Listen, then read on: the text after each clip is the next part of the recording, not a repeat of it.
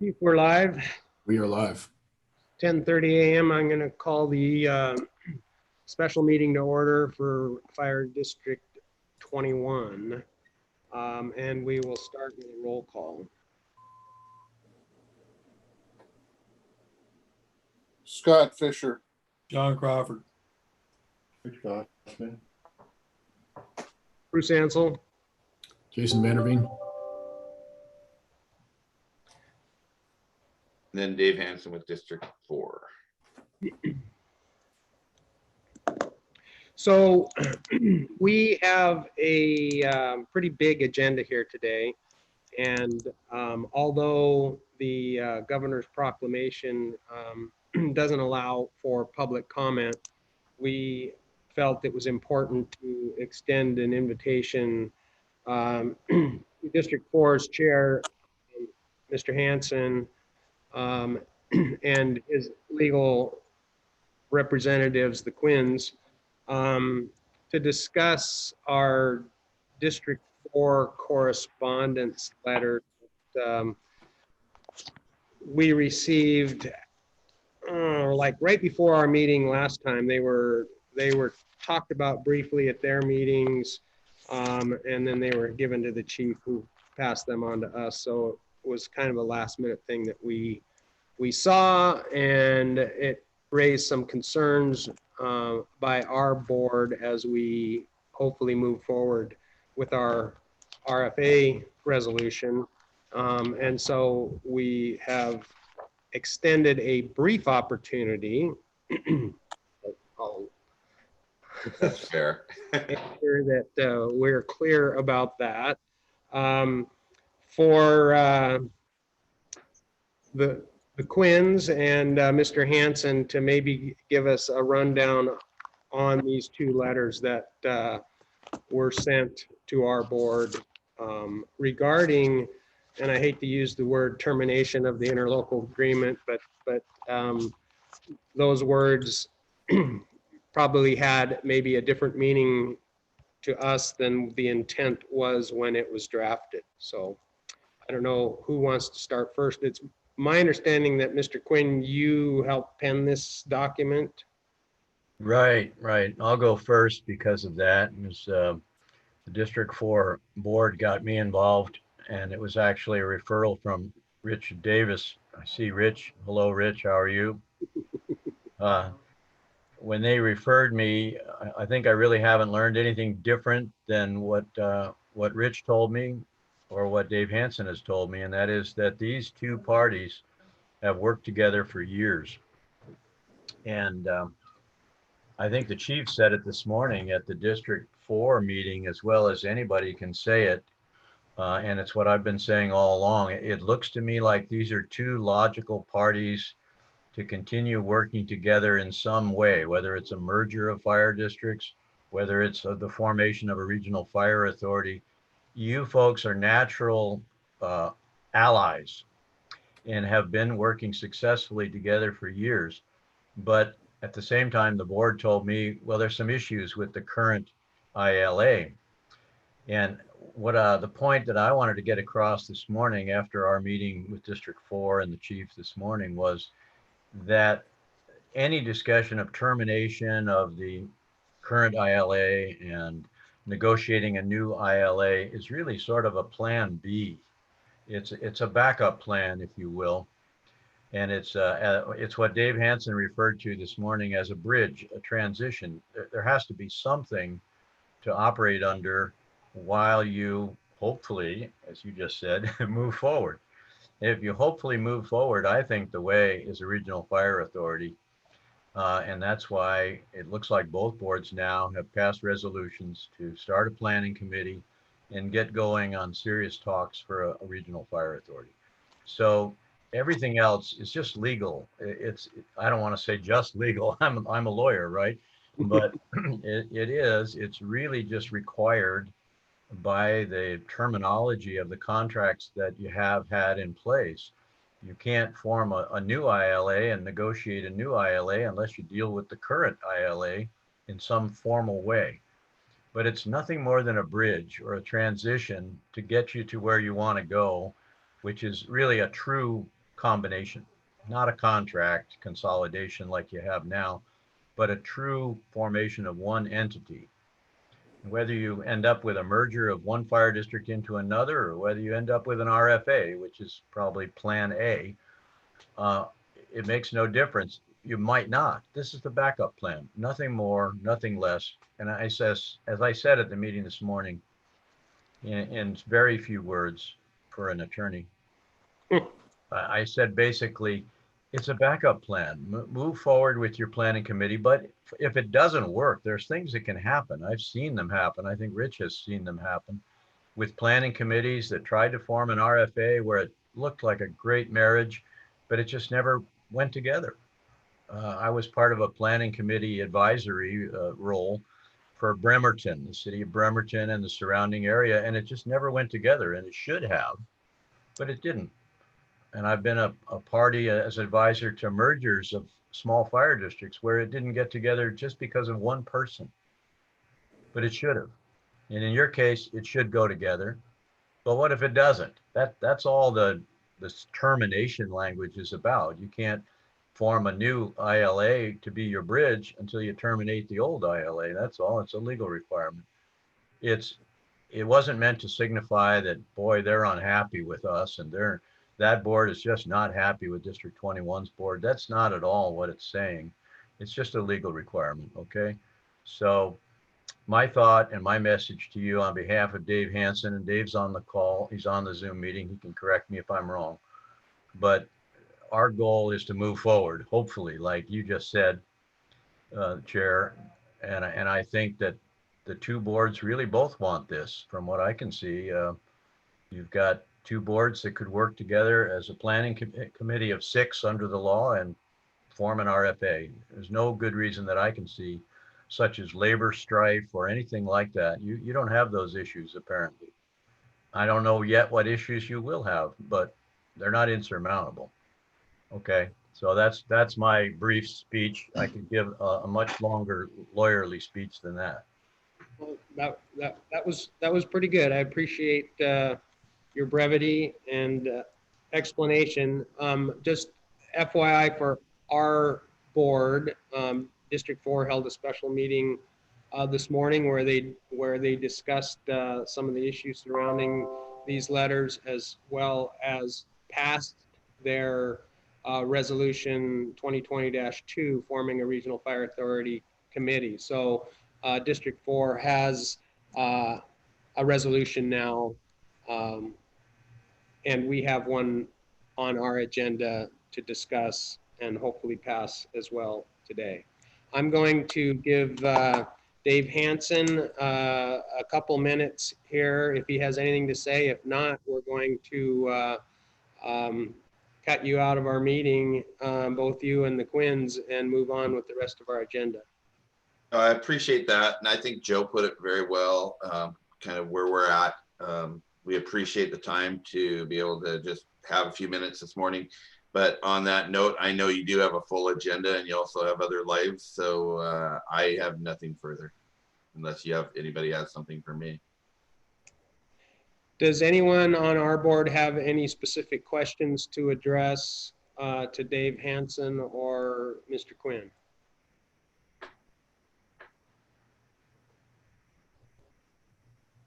We'll take that as no. Can you hear me okay? John Crawford is on now. All right. I got a lot of questions, Dave, but I think it'd be best that we don't do it here on YouTube. So Yeah. anytime you want to sit down face to face and talk about some of the issues, I'll make myself open to you. John, I appreciate that. I think it would be really good that we do that. These Zoom meetings and these letters just don't do it. And I definitely have some concerns that I'd like to address with you. So that's great. I'll get hold of you. Sounds good. Or likewise, you've got my numbers too. Thanks. Perfect. Rich or Scott, anything from you? No. I Been a saw long time, Scott. a head shake no from No. Mr. Bosman. Okay, very good. No offense to you guys, but we're going to cut you loose. I appreciate you taking the time to meet you for one, and I look forward to a smooth RFA process. Great. Thank you very much. All right. Thank you. Thank you.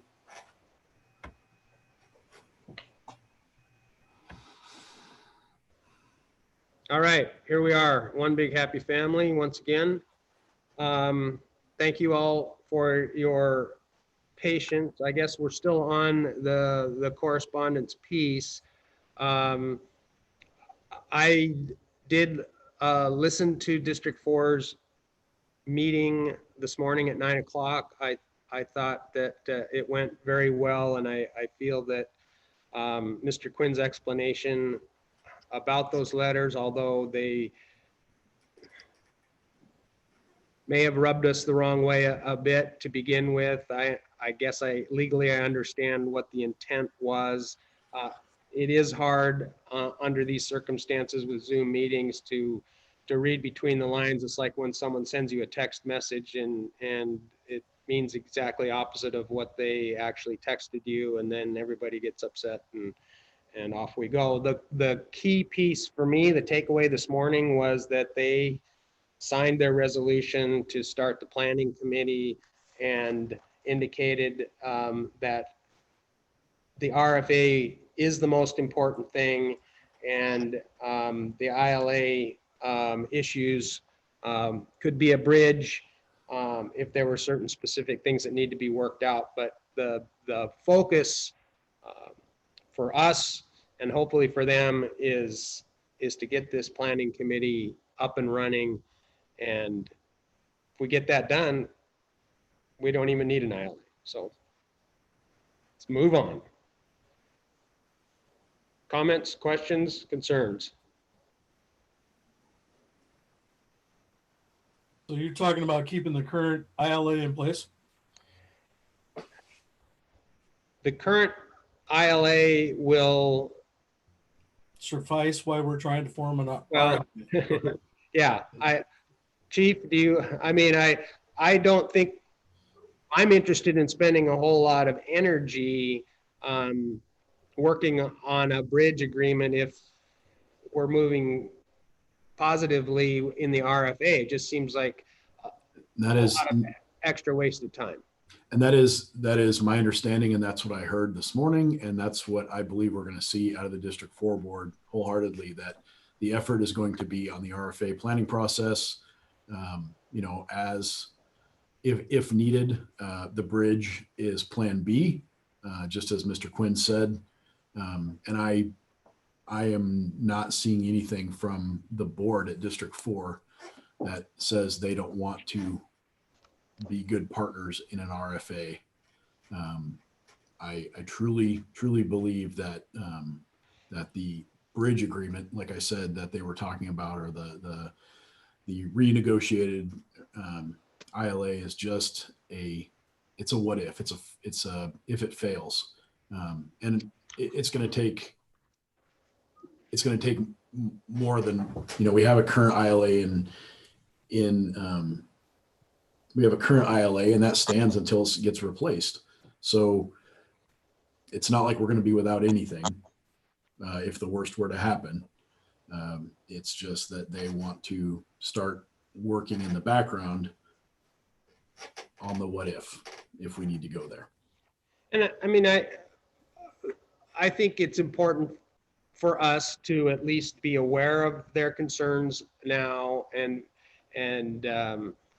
figure out if there's any way to work through those. We all know that the financing piece is going to be an issue come maybe October, towards the end of the year, and there's specific guidelines as to how that's supposed to work currently, and we're probably going to have to be flexible when it comes to that and figure out a way to get around that strict 25% payment option come the end of this year. So that's just one example of where we might have to be a little flexible.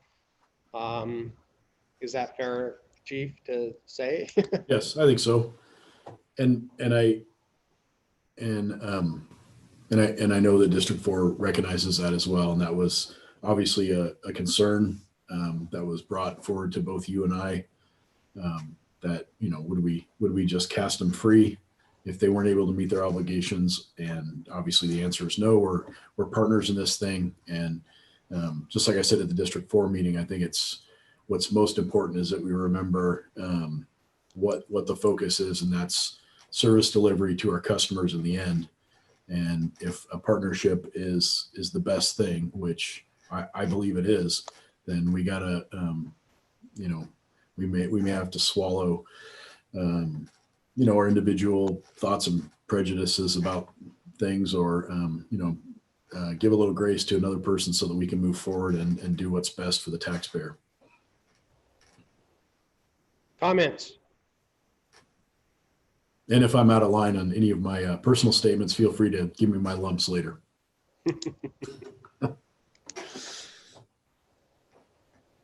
All right, if there's no further comments, I will move on to the next item of business. Are we good? We're good. All right.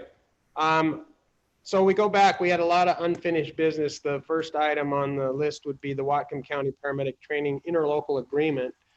There was a draft sent out a long time ago, and apparently there's a final version of that now.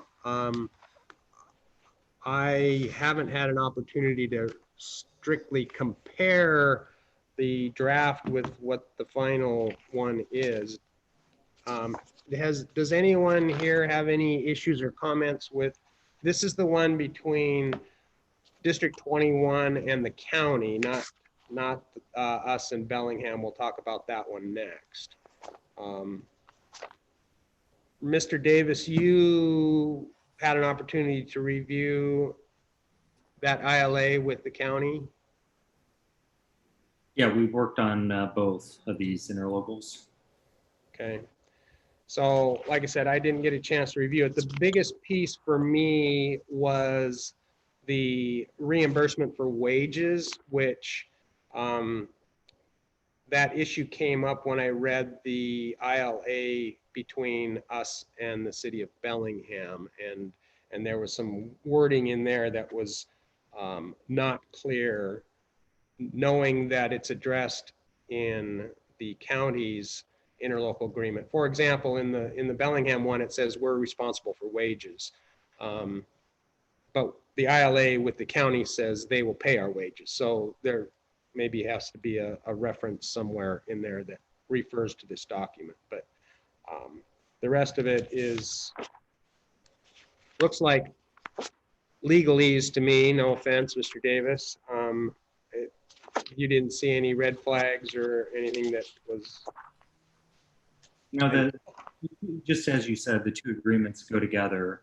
Whatcom County reimburses the district for its, it's out of cost while these individuals are in medic school. So, they both go together. And we talked at one point about just having a single agreement, but there were reasons that we were given that didn't make sense. We have two separate agreements. One to send them off to the paramedic program with the city of Bellingham, and then the Whatcom County agreement, which is really a reimbursement agreement. And the duration of this agreement, is it got a sundown, or the only reason I ask is because as our wage scale changes, I don't believe there's a multiplier in here that says that we would pay an equivalent if, like, say, for instance, we did this next year. Would that 103 go up, or would we have to renegotiate a contract for it?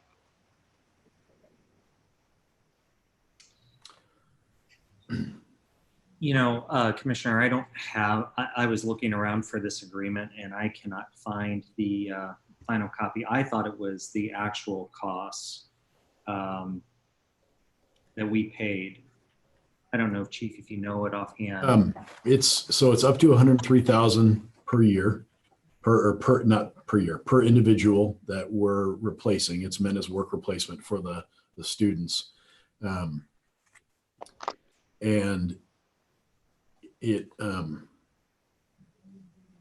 this agreement, if our number 5 on this agreement, effective date, duration, withdrawal, and termination, is that it continues through February 1st, 2021. So it only lasts, this agreement between the county and District 21 only lasts for this paramedic school class. Got it. Perfect.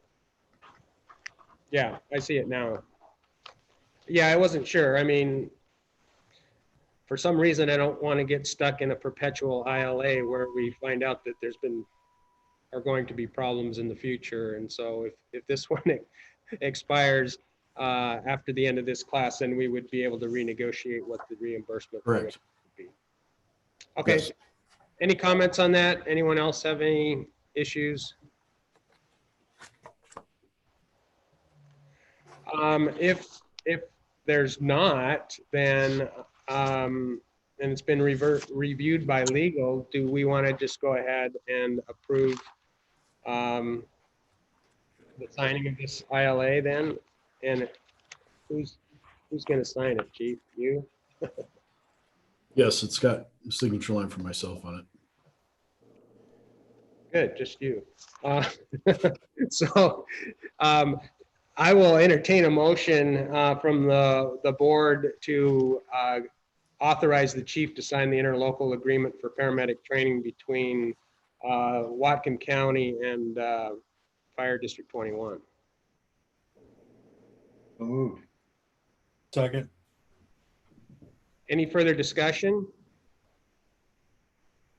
All in favor? Aye. It's unanimous. So Chief, we'll go ahead and let you sign that one. Yep. And then we'll move on to the City of Bellingham Paramedic Training Interlocal Agreement. No,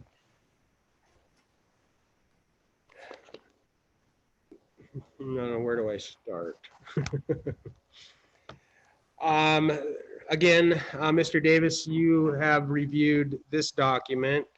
I'm This is the one curious. that Matt Paxton worked on, Mr. Davis. Yeah, I reviewed it as well, though. So does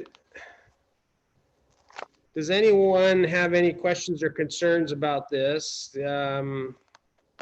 before I get started?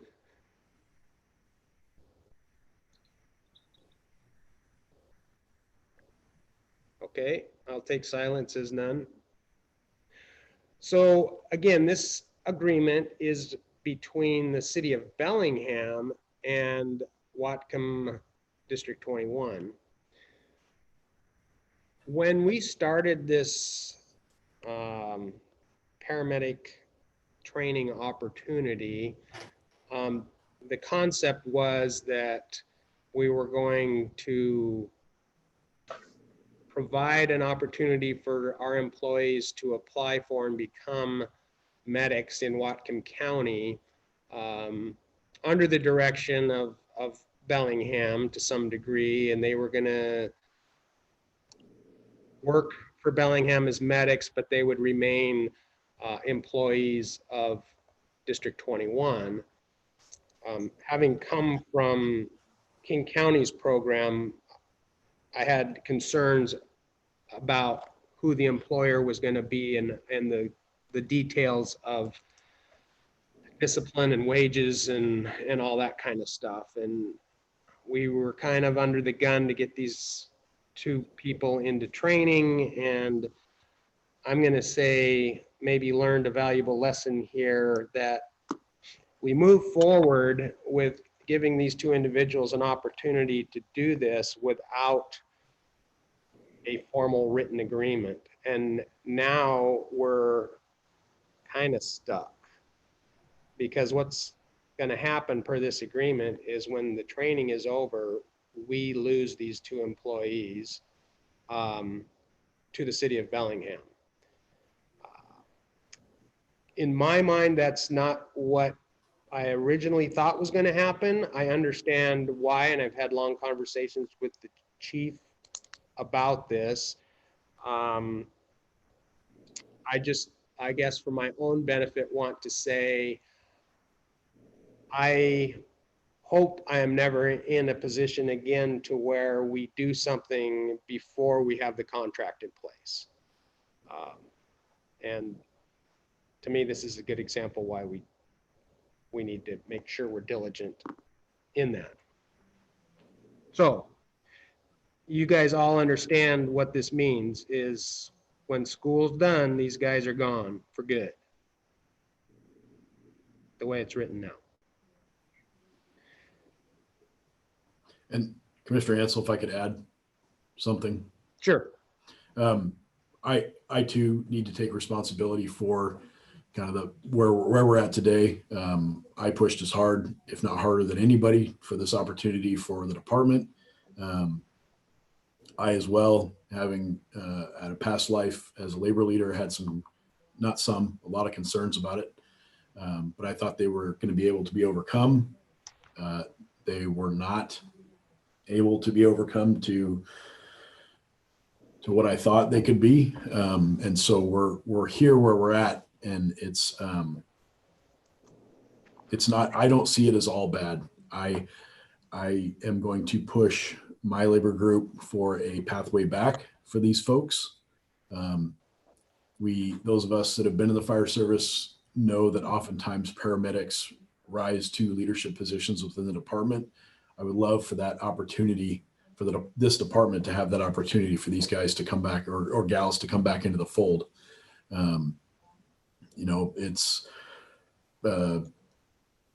there's a lot of people that retire as medics, but anymore today, I think you see just as many paramedics that come back to the fireside. They come back into leadership positions, not within the medic program.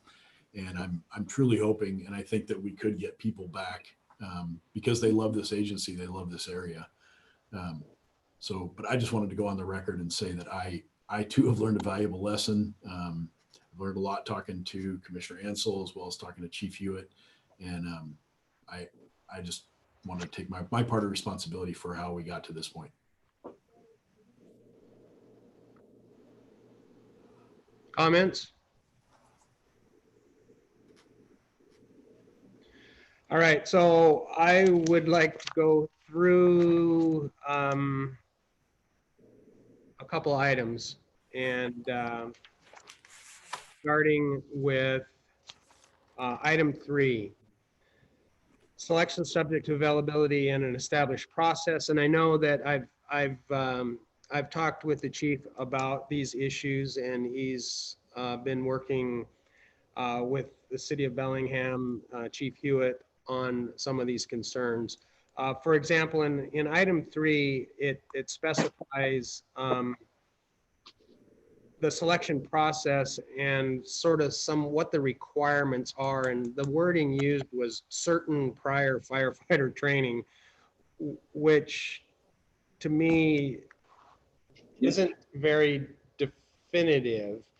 And I think it would be helpful to have that defined a little more closely, and the chief has worked with some language that would make that a little bit more specific.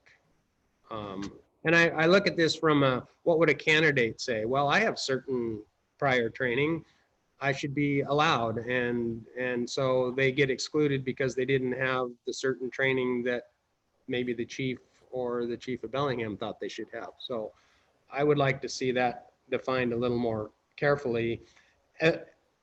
In addition to an experience requirement as an EMT, I don't know what an experience requirement working as an EMT means either. It would be nice if that was specified as either a type of training program or a number of hours or years riding a busy aid car or whatever it may be. But just an experience requirement to me is somewhat nebulous. And the last one was the probationary thing, but I think that one speaks for itself. So, and then the item 4 talks about wages. It says that the home agency pays the wages.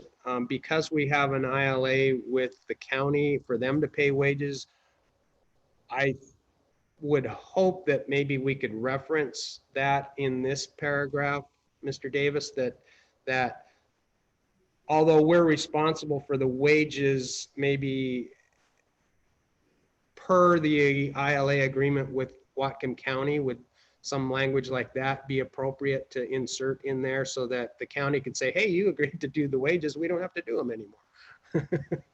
We could do that. Yeah, we could have a reference to the county interlocal. I'll do the insurance one next, just because I got you on the line here, Mr. Davis. Under item 9, the second one, and it's just my own probably misunderstanding or stupidity when it comes to reading insurance requirements, but can you explain to me what a liability insurance policy covering all owned and non-owned automobiles or vehicles used by or on behalf of the employees? What does that mean? And what does it pertain to? So it includes any vehicles that would be used in regards to the training, whether they're owned by the agency. So, you know, if they were using their each party is going to maintain this insurance. So the city would have insurance that would cover all of their owned vehicles or vehicles that are used in the program, but which the city doesn't own. Same for the district. Okay, Vehicles such as. I'll have to defer to the chief if the chief knows what kind of vehicles will be used for this program. I mean, does this cover driving to and from work? No. Or does this cover vehicles used in the actual training? It seems pretty much an umbrella policy, but It would be the vehicles that would be used in with regards to the program. so if for instance, they took a staff car from here, they carpooled down, they would be covered, the staff car would be covered. But if they drove their own private vehicle, that would be a different issue. Yeah, and they would have their own insurance for that. Correct. Does that answer your question, Rich Bosman? Mm-hmm. yeah. All right. The last one, which is probably the most concerning to me, is number 7, which is a transfer of sick and vacation leave. The city wants us to write them a check for the balance of the employee's vacation and sick leave. And I believe the intent of that was to bring these new employees over whole, as, you know, hey, we're accepting your employees and we want them to come over with all the benefits that they had prior. My concern, the vacation piece is easy because we're required to cash that out anyway. Although I believe our collective bargaining agreement says that we will pay that to the employee, not to the city of Bellingham. And the sick leave was also negotiated in the last collective bargaining agreement. And it's a tiered amount that when you leave employment here, which is what they would be doing, they would be cashed out at what their sick leave bank is with a multiplier. And up to 500 hours is 25%, and I believe 500 to 1,000 is 50%. And then was there a third tier after that, chief? Anyway, I have a little heartache with us just writing a check to Bellingham to these people for their full benefits when we have a collective bargaining agreement that explains that, how we deal with that. And maybe I'm off base. I don't know if Mr. Davis, if you have any thoughts or input on this divergent from our current labor agreement.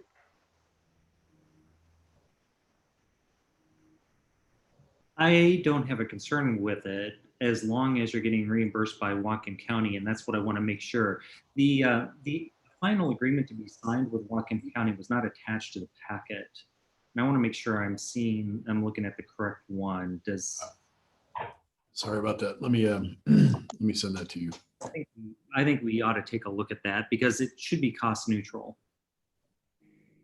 It is not included in the ILA with Whatcom County. It's their wages are included, but not their benefit package that would transfer with them when they go to Bellingham. So it would be an additional cost to the district to make that happen. And that's my opinion, but I'm not an attorney. And Well, and that's what I want to check because if somebody left, let's say they just left today, they would get their cash out under the collective bargaining agreement. And so it ought to be the same effect if they transfer to the city of Bellingham. And I would think you'd want Whatcom County to reimburse you for those costs, which you wouldn't otherwise bear if the employee just left. That's what I am looking to see here when I get this Whatcom County agreement. If that's not the case, that's up to the board to decide. It's a business decision, but it would mean that you'd be paying more out of pocket than you would if the employee just left or went to any other agency and didn't go through this paramedic program.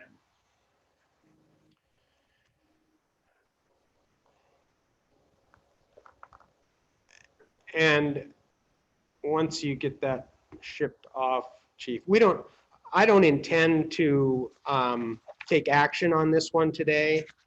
I think there's enough questions, at least in my mind, that we need to have clarified before we go ahead and give the chief the authority to sign this document. Another piece I'd like to see maybe included for us is that bridge back language from our local that says, hey, this requirement as a medic, I believe, is a 5-year requirement to Bellingham.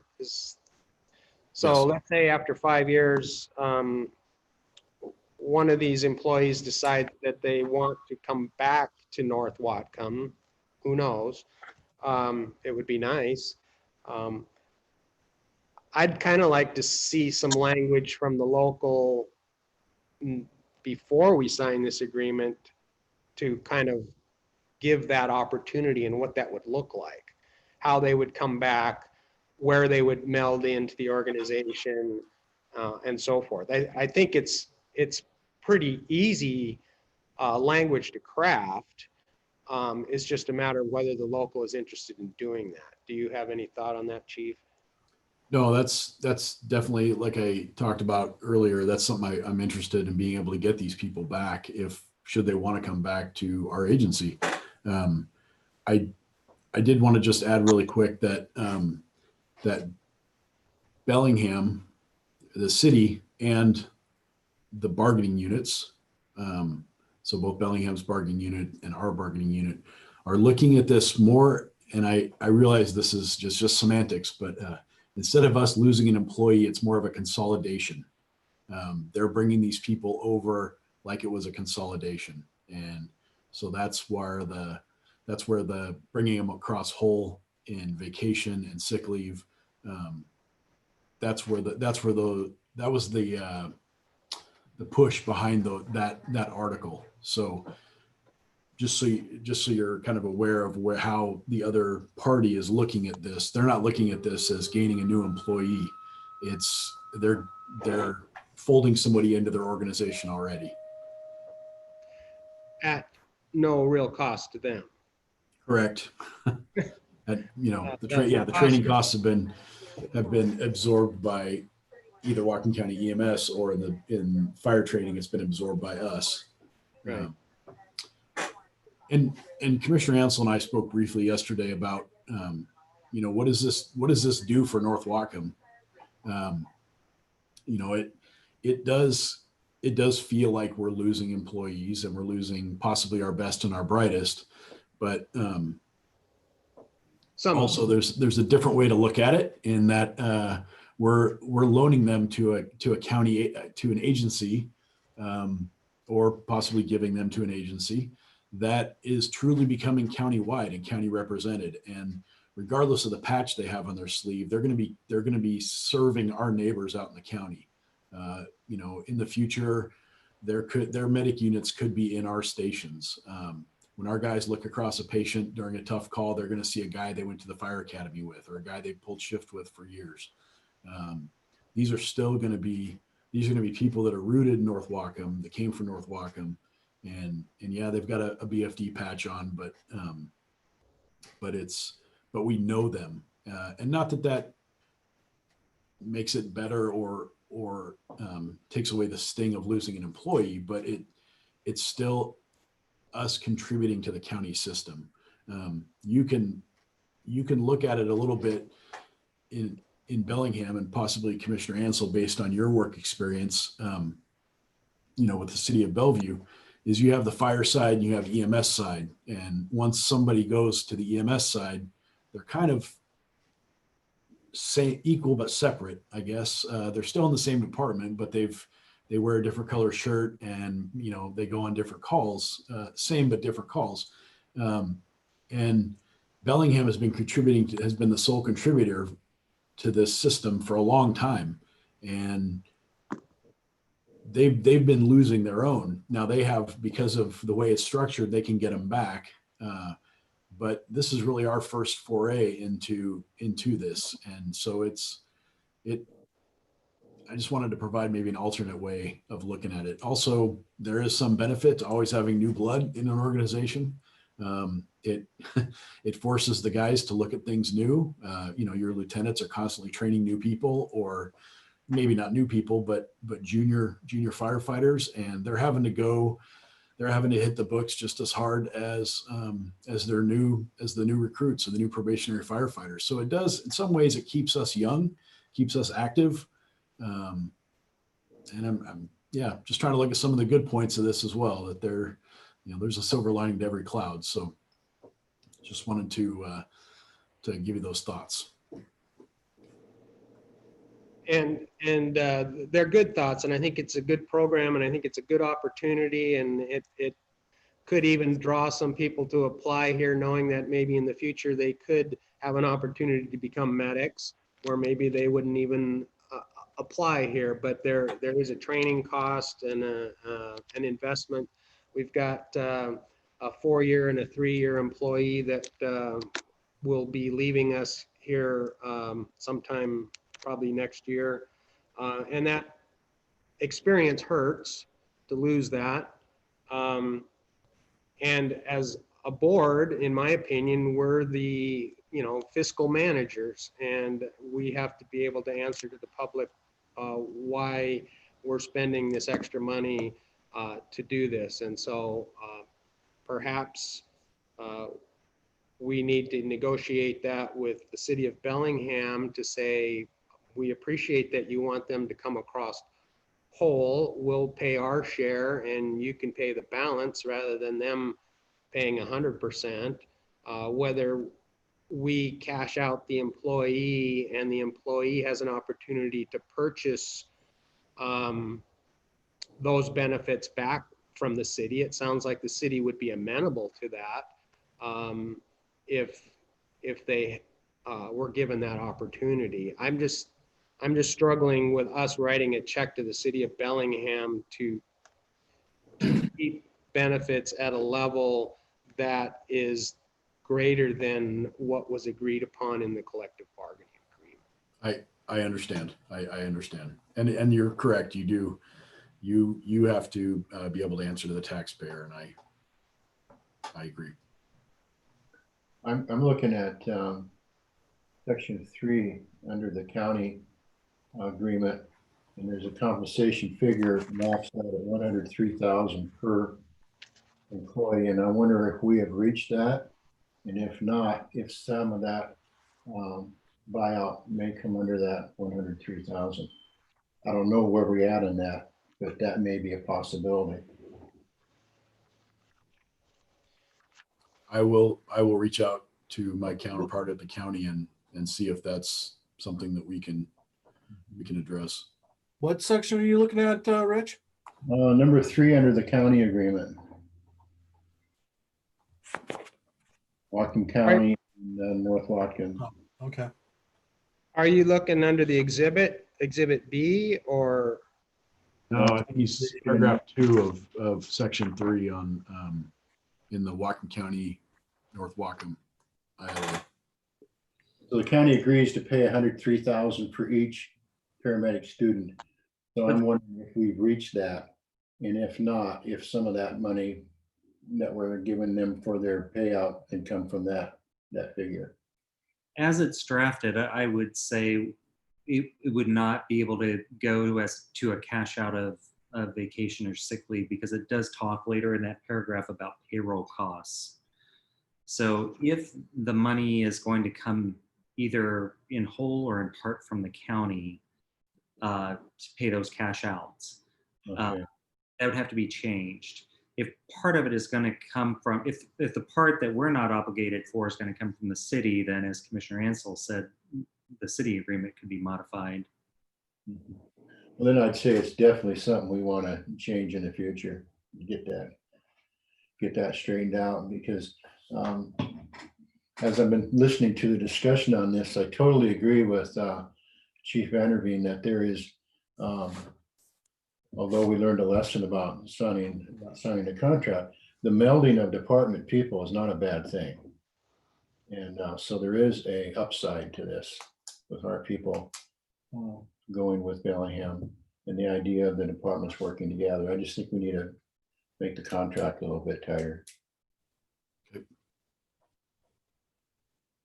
So the chief had suggested to me earlier that perhaps he and I meet with Chief Hewitt and discuss face-to-face some of our concerns and see if we can't work out an arrangement. And also, for me, I think if there was language from our local with this, bridge to return, that too would sort of take some of the sting out of this. Not that I'm expecting anyone to come back, but they might. I was a medic for a while, and there was a point where I wanted to do something different. And would I be able to come back to my original home agency, or am I happy in Bellingham now? Sometimes it really looks cool to go to another department until you get there. And you realize that, it wasn't so bad where I was, or maybe I could go back. I think there's a few items that we could work out that aren't insurmountable before we go ahead and move forward with signing this agreement with the city. I think that'd be a great idea. John or Scott? Yeah, I think that's fine. I agree. I agree. All right, so we will hold off on that, and then like I said, I don't know if we want to talk to the county about this. It certainly wouldn't be a bad idea to speak with Mike Hilly about that piece, since we're kind of doing, with 2 ILAs, and I mean, it's another pot of money. It's taxpayers' money that's involved in this, and sometimes there's some wiggle room in the county's EMS budget to offset some of that as well. I believe we're the only other home agency participating. Correct. Right? Correct. So we're not talking a huge sum of money, but it is an impact on us as a smaller district versus a county-wide levy amount. So I think it would be worthwhile giving Mike Hilly a call. Will do. Okay, item number 3 is the Division Chief Fire Marshal resignation. Chief, you have an update for us on that? Yes, Division Chief Herschel Rostov resigned from the department effective last week. And in place of that, I am in contact, or I've contacted Henry Hollander, former division chief who was fire marshal here. He's agreed to come in and work on a as needed basis for us in the city of Blaine, and also helping with understanding mitigation agreements and letters. So he and I have already worked on a couple items. I've got him in contact with the people he needs to be in contact with. I have received an email from the county fire marshal's office, so hope to get together with them next week and discuss how we can work going forward, as well as in talking to Chief Hewitt. I've got a commitment to help or get some help from the city of Bellingham Fire Marshal's office in the interim. So where do we go from here? I need to do a job analysis, or I'd like to do a job analysis of how many hours does it take us. Do we need a fire marshal in the city of Blaine? What are their requirements? We've got that interlocal agreement has not been signed yet by us, and that will be at the August meeting that I need to become more familiar with, and then we'll make a determination as to what we do with that position going forward. And also in the meantime, we've lost another responding chief officer. Correct. And how does that burden impact you? I just get an extra week of duty. I'm working with Lyndon, with Chief Bill Meyer and Chief Hatley, and we've got the schedule hammered out to where it's least impactful to all of us. If need be, we'll take a day off here, a day off there. I've tried to keep them in the loop as much as I can to minimize the impact to them, as well as to myself. That, no offense, that's my biggest concern is, we keep whittling away at your support, and I appreciate that former Chief Hollander has agreed to step back in the fire marshal assistance piece or plans review, but that doesn't relieve all the other responsibilities that have been piled on your plate. So I don't know if we're getting close to needing to advertise for some positions, or if we have an internal process, or what we intend to do. To be really frank, I am holding off. I need to know what size department we're going to be going forward, and that's been kind of up in the air, and that makes it hard to do any future planning. So I think we're on the verge of getting some good clarification and knowing which way we're headed. But yeah, that's really been the holdup, is where are we going? It's been kind of hard to nail down in the recent past. So Fair enough. Hopefully we can pass a resolution today that will start that clarification process. All right. John Crawford, you had asked to address staff training issue, and I apologize to Jenny for not finding out a little bit more information, and the chief, as to what exactly that meant. My bad for not following up, but could you enlighten us on what that's about? We need to do a little more training with diversity as a whole in the department. Just an overall class for all involved. So I'd like maybe Kelly or the chief to go out and find somebody to bring in to give us a classroom session on that. Chief, where are we in our SOPs and that issue? one of the ones you have before you is a good chunk of the workplace harassment is workplace harassment, which is a chunk of the workplace expectations SOPs, policy. So that will be before you for approval in August, as well in the performance evaluation policy.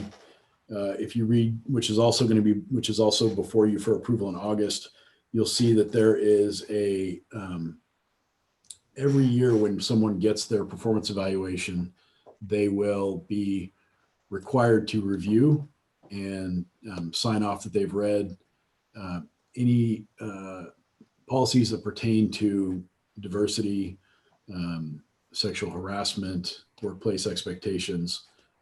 So that's going to be an annual signature. That's not just, I realize that it sounds like we're just putting it on the employee, but that also means that it's incumbent upon the department to do annual training, which to be really honest, has been kind of done in fits and starts around here. So I have been working with Laura McGowan Smith, who is an HR professional, about bringing in some training for different levels of employees. So for instance, for our company officers, it would be how to spot and interact at the time, say a comment or an action were made. What do you do with that? What's your role as a supervisor? How do you stop that right away? And what's the reporting that goes behind that?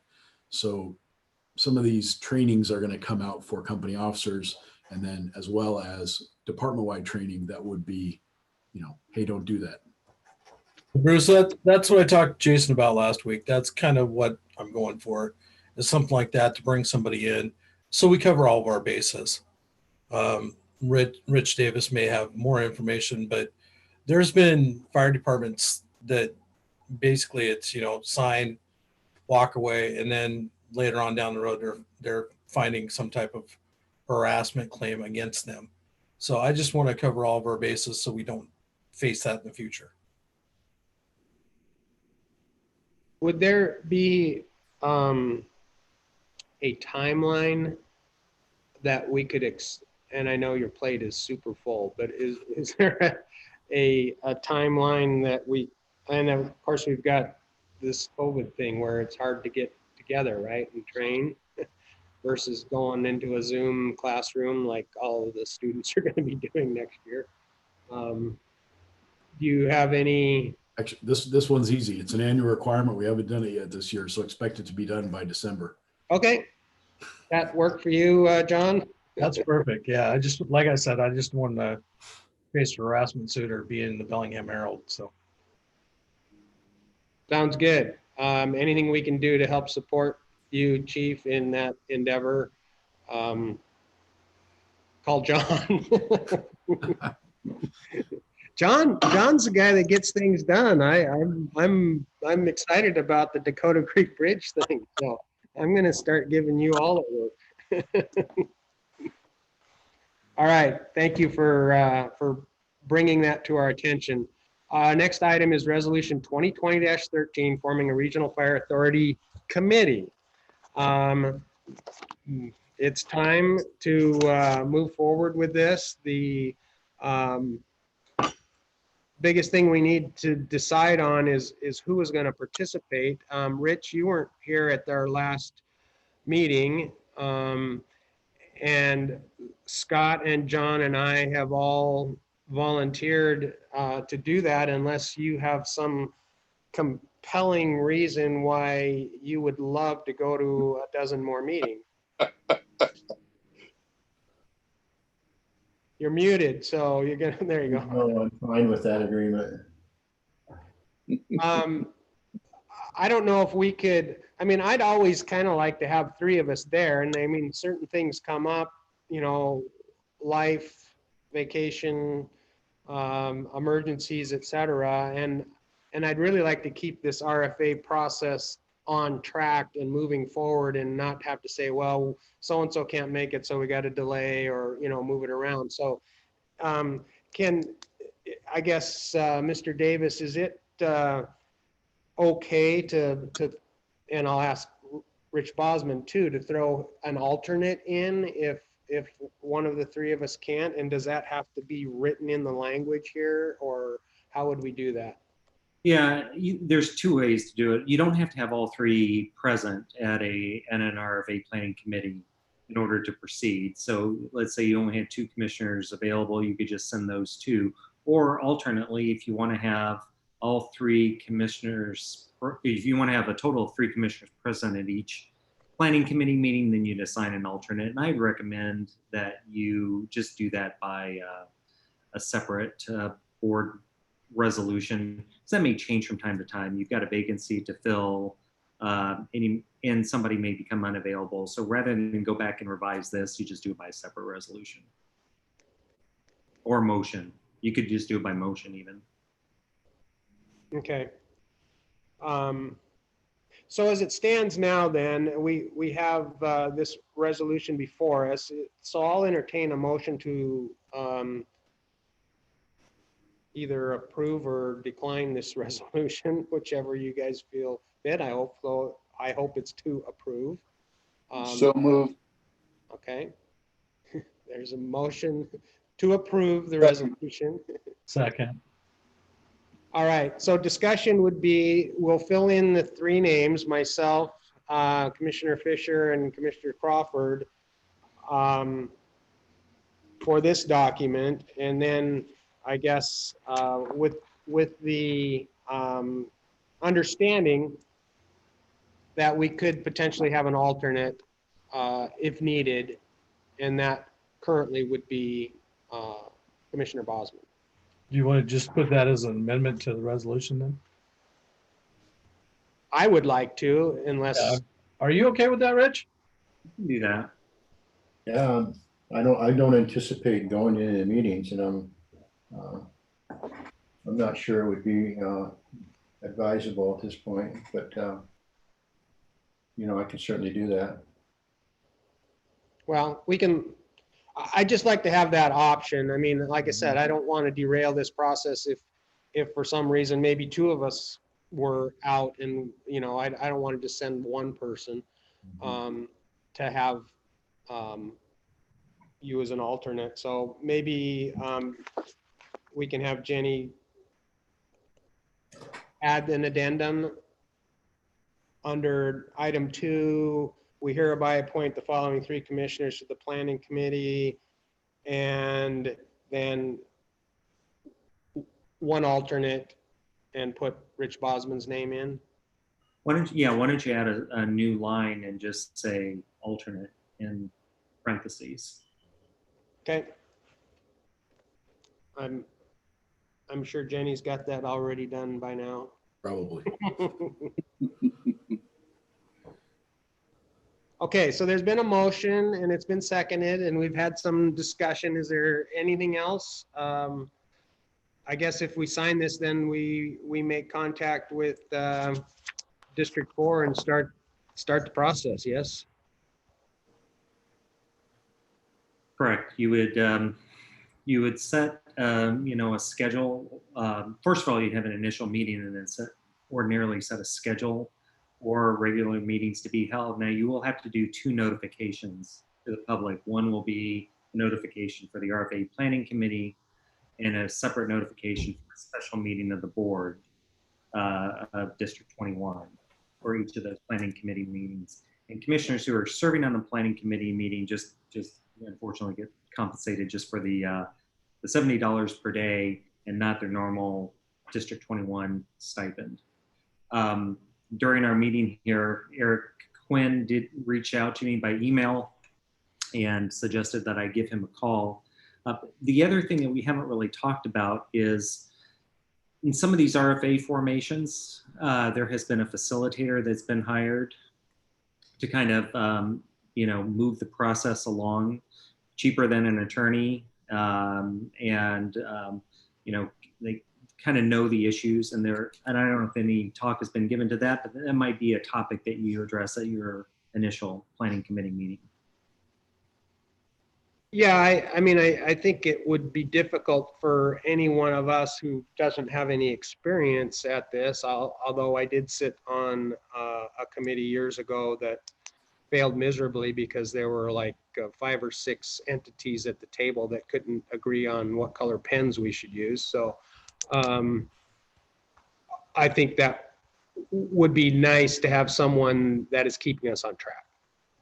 I'm working with North County right now, and they're using a facilitator from Seattle, who I've worked with before.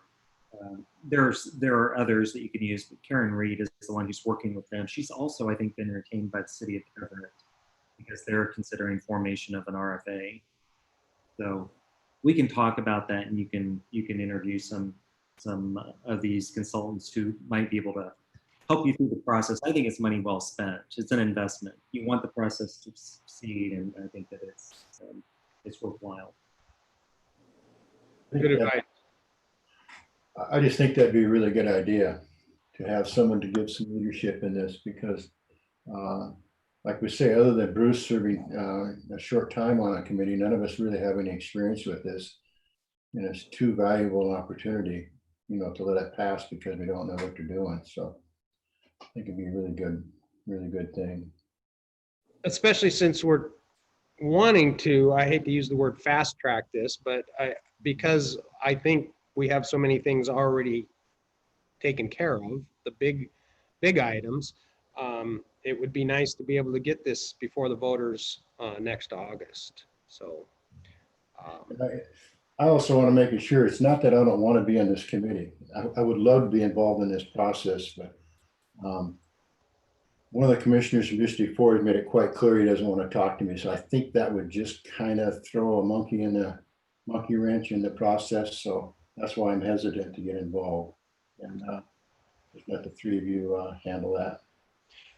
well, you can always watch the Zoom meetings. It's either that or Netflix, huh? Yeah. So, all right. Any further discussion? This is a great moment for our district. So, all in favor of Resolution 2020-13? Aye. It's unanimous. All right, we'll get that revised with an alternate and ready for signatures. Thank you very much, gentlemen. You bet. Thank you. Okay, we have a policy and a resolution amendment, addendum, quick item here. Did we skip the District 4 correspondence or is that included in prior discussion? That was our first topic. Okay. We bumped that up to the top of the list and hopefully managed everyone's concerns. We're moving forward with an RFA, so off we go. Resolution 2018-11 was the Fire Chief Financial Authority. I think we're going to have a brief amendment to that with Resolution 2020-14. And then the policy that it impacts has to do with the policies and procedures that don't have a financial impact on the district, so that the chief can sign these things without having to wait for us to review them and go through them if there isn't a fiscal impact. I still think we should look at them and know what's going on, but Absolutely. Yep. for him to be able to sign them, especially since, like I said, they don't have a financial impact, makes his job a little quicker and easier. So the 2020-14, what does that, just because it references the policy, is that why we are redoing that financial authority, or what happened there that's changed? So Rich, yeah, you had a, that was approved by resolution the last time, so I think that another resolution to approve this amended policy is appropriate. so the commission desires to amend the policy. I just want to make sure that we have the right number though. Okay, so did this policy number change? Because now it's 000400 and the other one was 01300. Sorry, I hate those zeros. Do we need to correct that number, or am I missing something here?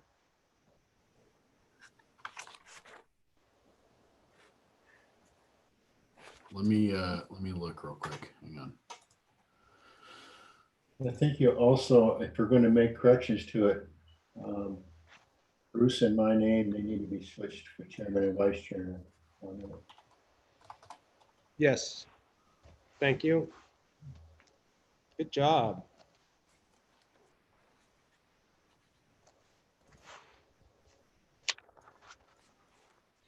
So in the resolution,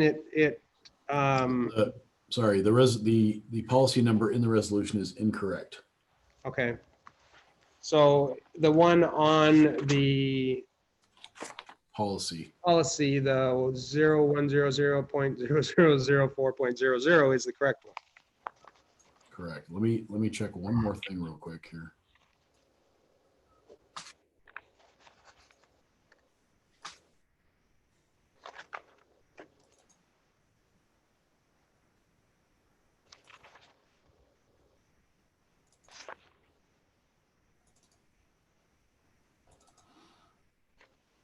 I mean, we can, Sorry, I'm just sorry for the delay here. no, that's fine. It's not Yes. germane to us Copy. passing Okay, it as perfect. long as we correct it. Oh, you got a call. back. Oh, I was waiting for the amazing Jenny she just corrected on the resolution. The actual resolution that you sign will say, Pardon me? Uh-oh, she's, She's got to get her cape. oh, yeah, yep. Okay.